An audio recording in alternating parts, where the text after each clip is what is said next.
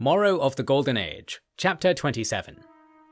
Even the coming of peace could not quell the boisterous desire for war that had been swelling within those the Seleukids had left aside in their campaigns. That is to say, the many people who still remembered the words of their ancestors, words of a time before foreign domination, had been carefully preparing arms so that they might cut along the divide between Macedonian and Bosporan and make a land of their own. This, given the importance of the Bosporan task of enlightening the people, was not an acceptable thing to think, no matter how natural or admirable it was. After all, in the Golden Age all land will be for all people, and to commit violence purely for the sake of sovereignty is folly if it becomes in effect only an excuse to shield your eyes from the dividends of our creation and purpose. In these things I am in firm agreement with Dorius, and Dion concurred too, such that the various groups in Mesopotamia at the time of the war's ending who were planning to kill local officials and become independent were mercilessly hunted.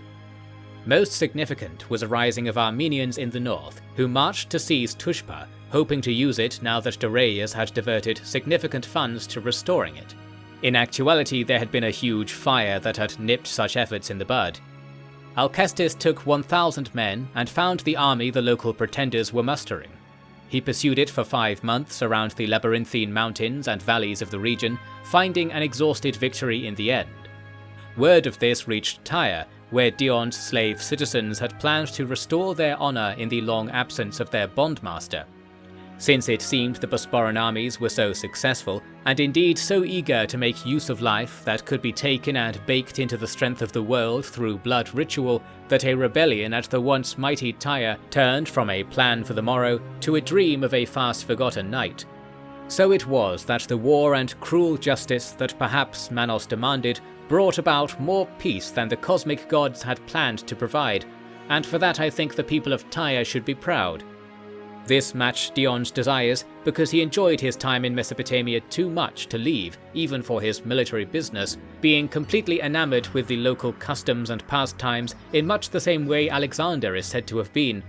There is something about a place where human civilization is so old that permits ancient memories to be unleashed upon one's psyche in seeing how people live, and this is matched only by the same effect the Chariskos and the Lothosis have upon people when they become known. Dion had always known the latter, so the former was the next best thing he could enjoy.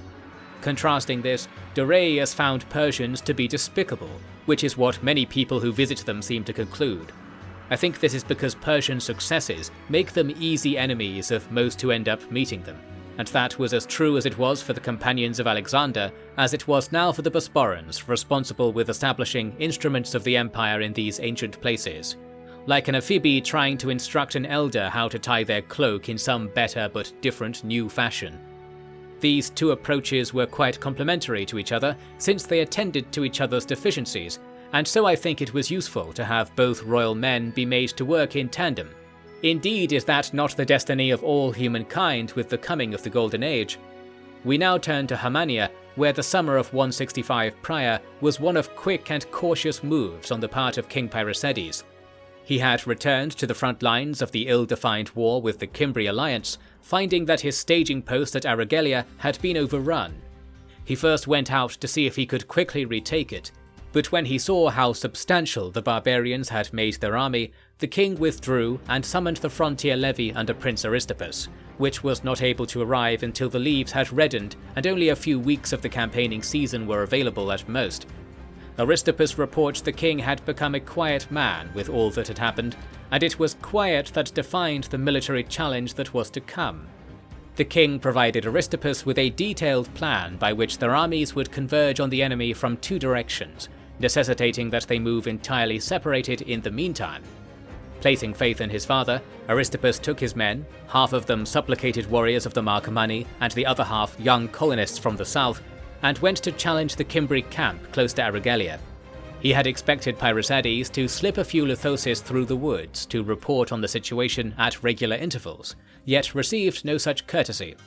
We don't have any information on what the king actually did, but I have surmised that he became misguided and actually wove his Lothosis column towards uncharted parts in the west, where lands were hardly travelled even by the Himanians in that time, because to go too far west was to encounter vicious headhunters who sold body parts of all they found to the Romans. Of this sort of business I shall apprise you fully at a later time, and there are many other works on the details of Roman culture that explain all they were doing to darken the world in the west. It is possible also that the king had some scheme in mind by deceiving his son as to the true plan, although we cannot easily speculate on such things. The salient point is that Aristippus ultimately faced the Kimbri army, from which the king had previously fled on account of its unprecedented strength, alone. The place of the battle was a river whose properties were little known to Aristippus, which would give the enemy a key advantage. Still, the prince was wily enough to know that a river was a better place to be outnumbered than anywhere else within reach, so when the Kimbri approached, he lined up his men along a stretch 2 stadies long. There were 2 fordable points along this distance, one easterly and one westerly. Aristippus divided his men equally between each, whereas the Kimbri seemed to focus on the easterly crossing, although they did not cross when they first arrived, and for half a day the 2 sides jeered and simmered in the tension of impending action. What had been happening, entirely outside of Aristippus's notice, was that the Kimbri had detached a third of their men to cross the river elsewhere. The hesitance to cross was in fact a careful staying of blades until their trap was in place. At midday, there was a roaring to announce the woods close to the westerly crossing becoming alive with savage stalkers, and they burst out to run into the rear of the Bosporans. The Bosporans were apt to split into 2 portions to counter this, because they were already divided between Himanian and other peoples. Hence the Himanians, the Marcomanni specifically, took their heavy arms and secured the crossing, while everyone else had to face the coming onslaught. Fighting in the river was light, since the crossings were narrow and most men on either side were forced to spectate a limited, waterlogged brawl that was more akin to sport than battle. But the struggle in the rear was intense and flaked with heroic acts, for there were thousands of Kimbri men battering the shield line of southern colonists who had spread out to check the enemy advance to such a degree that the formation was 2 or 3 men deep at most. Aristippus came up with some men fished out of the riverine engagements to add 2 more ranks to the battle. Then he himself led his entourage of 100 mounted Greeks to arc around to the rear of the horde. The Kimbri had light troops still shuffling through the woods, and these were easy pickings for the horsemen. However, there were also mounted warriors throwing javelins and slashing with longswords. These men kept Aristippus locked in constant danger as his men tried to overpower their practiced foes. Seeing this peril taking place downriver, some of the men holding the crossings ran to their general's aid. Notably, it was the Scythians who did this, having the combined admiration of their commander to risk themselves without prompting, and indeed the lack of discipline needed to presume to go and rescue him without orders.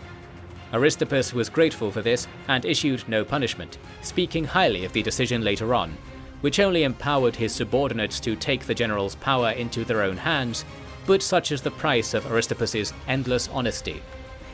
Hence saved by some 200 volunteers, Aristippus saw the rear of the Kimbri flankers scattered, and then turned to the main group.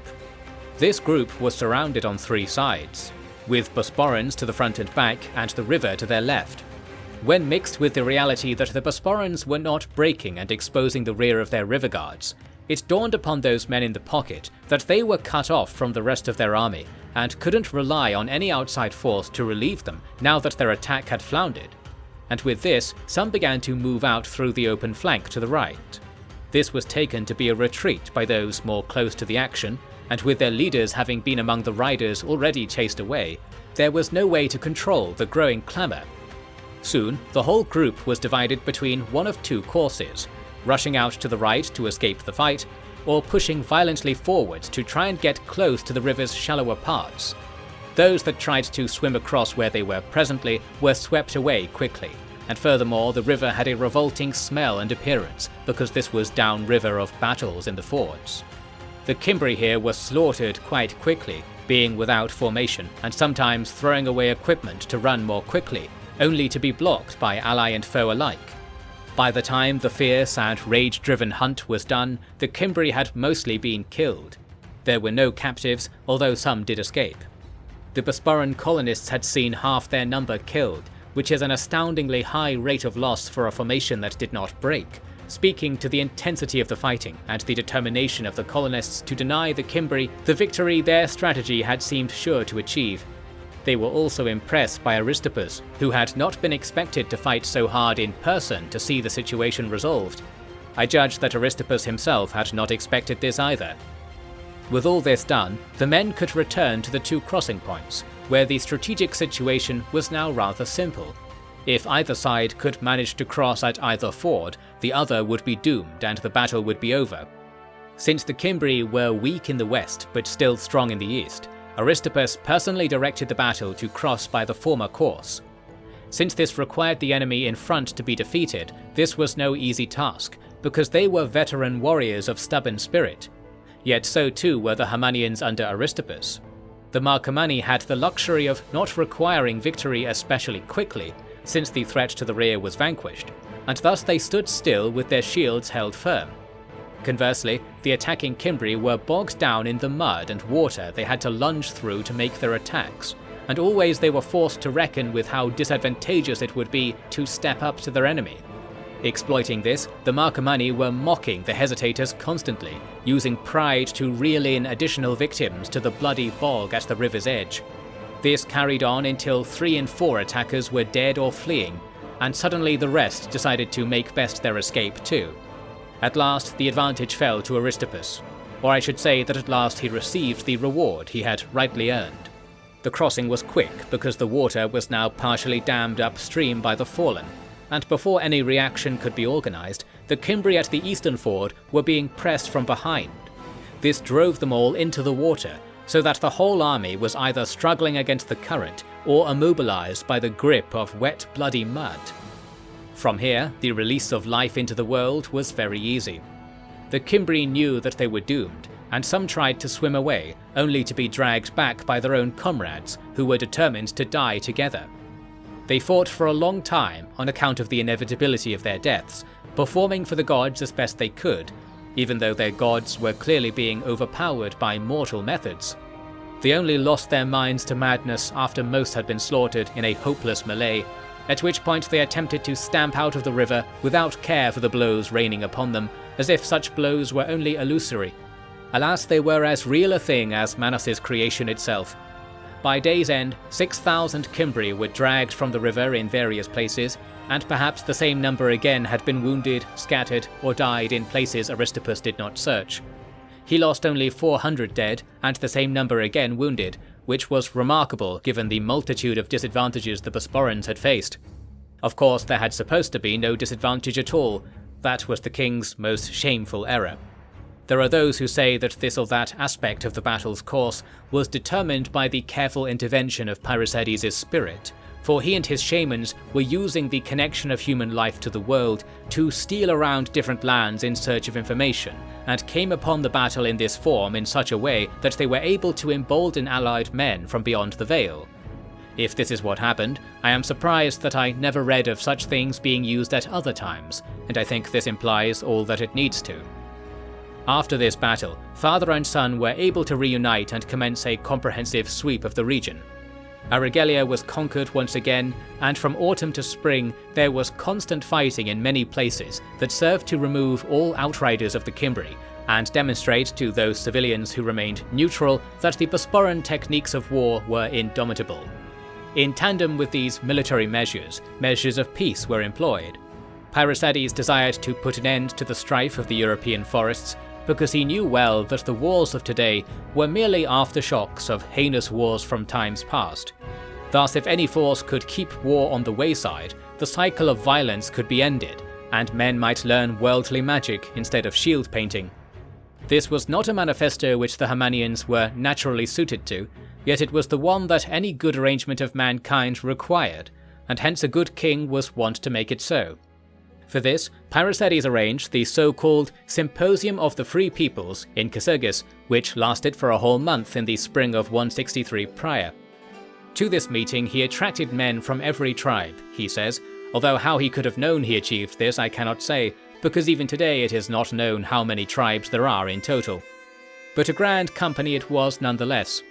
Here he brought stones from Apulia to demonstrate the ancient pedigree of the new Bosporan religion, if a religion it even was, and he showed that many runestones that had been discovered in Hermania were in fact translations and fragments of such truths. After this, he brought Hermanian priests who were wise in the ways of old and new discoveries to instruct everyone present about how the gods, as the attendees likely knew them, had come to be, and their role in beginning the wars long ago that had cut the Hermanians off from the pure Luthosis, the latter of which were now uplifting the world with their spirited return. And then huge sums of money were brought out.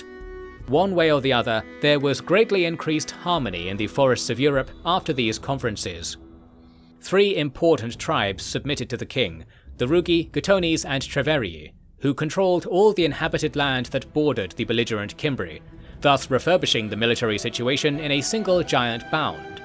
Many smaller groups made it known that they also wished to take part in the restoration of the world and take accompanying payments in turn, although I am quite sure many had not fully understood what this would mean in those early days. Not that any place the Scions of Gold taught grasped the full weight of truth quickly, even though it was so simple that one might explain it over a single meal. The Symposium of Free Peoples had been attended by men from the collected Kimbri tribes. There were many, mostly from the sparser northern coast and the more distant Grey Lands, where the sea had consumed the world's end forest and left cold and barren pieces of land where barbarians among barbarians had been exiled to for thousands of years. Despite all being in alliance under shared chiefs, they did not even speak the same languages. But knowledge of languages was tediously rare on the edge of the world, even when people were somewhat civilized, such as at Duna to the east. The Kimbri men had watched on and had their people give them a good impression of what the rest of the men were saying, after which they left without much comment. I think from this we can see that the Kimbri representatives were already privy to secrets they thought would vindicate them even in the face of the more complete truth the Bosporans could offer. This is what unified them with the people of Rome, making them the 2 known cases where people outside of the Bosporan Empire of the time had access to wisdom that was not contained within the official records of the Scions of Gold. Indeed, any peoples who were not victim to complete removal or replacement in their native lands were, upon investigation, able to find the written wisdom of the lost Ancient Ones who ceded their lands in ancient times. In almost all cases, they were assessed by Apollon or Coriscos and found to be duplicates or forgeries. Yet the Kimbri possessed the rare advantage of having a flake of truth that only their minds could know, and for that we can perhaps forgive their instinct to fight as fiercely as they did.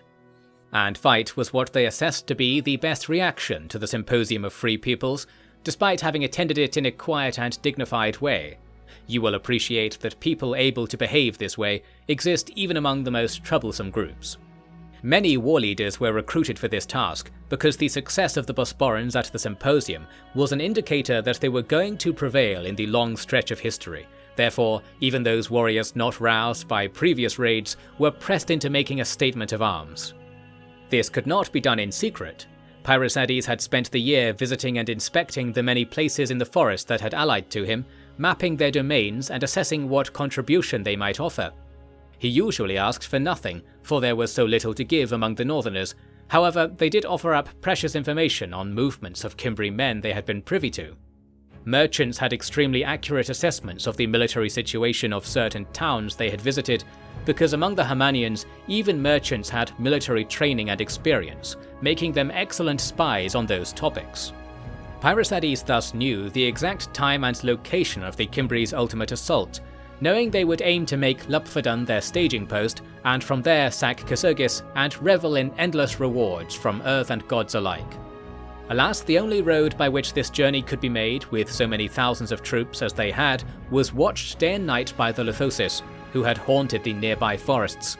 Let it be known how completely their defeat was wrought now, because the king had taken counsel from his friends and people and discovered a superior way to go about his business, not relying on his own intuition, nor ignoring it.